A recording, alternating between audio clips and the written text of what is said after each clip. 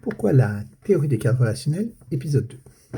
Dans l'épisode 1, je vous ai déclaré mon allégeance finalement, ou mon intérêt, ou mon attirance vers les théories monistes qui disent qu'il n'y a qu'une seule, que tout est fait d'une seule matière, que ce soit les expériences psychologiques ou la vie matérielle, si vous voulez, le lien entre le corps et l'esprit. Le corps et l'esprit sont faits de la même matière. Donc, je vais préférer une approche monistique. Alors, si on a une approche monistique, on va commencer à regarder qu'est-ce qu'on peut observer. Et ce qu'on peut observer, bien sûr, c'est des actions, des organismes qui bougent, qui interagissent avec leur environnement de diverses manières. Et à travers l'observation, on peut observer des régularités dans ces interactions. L'approche qui observe les organismes en mouvement, leurs interactions avec leur environnement et les changements de leur comportement en fonction de l'environnement, c'est une approche qui va s'appeler le comportementalisme.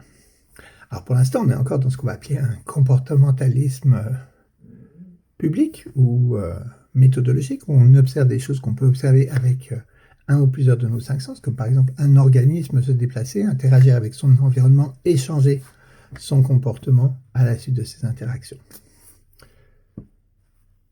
C'est un comportementalisme qui ne englobe pas encore les phénomènes mentaux.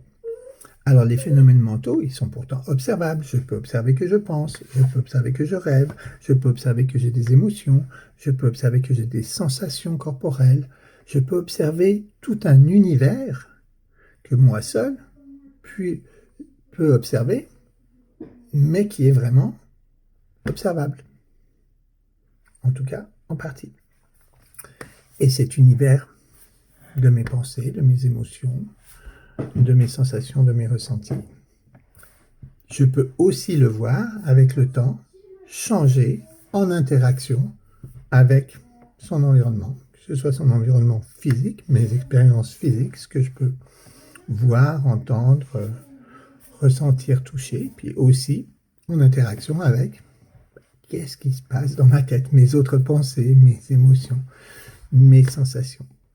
Donc on élargit le cadre de notre observation comportementale, et maintenant on a une approche comportementaliste qui considère finalement que tout ce que fait un organisme et qu'on peut observer, c'est du comportement.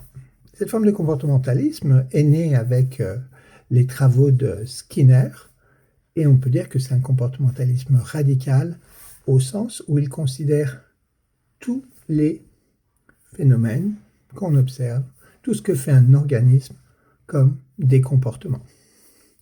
Donc le comportement, c'est pas juste ce qu'on peut vous filmer faire, mais c'est aussi ce que vous pensez, ce que vous vous souvenez, ce que vous ressentez.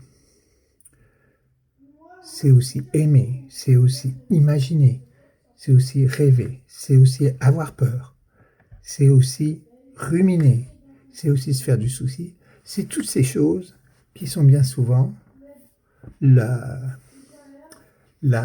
matière de nos joies, de notre bonheur, mais aussi bien sûr pour les personnes qui sont dans notre métier de psychologie clinique, la source de la souffrance. Et on va regarder dans le prochain épisode comment ce comportementalisme radical a connu une avancée déterminante avec la théorie des cadres relationnels. À plus.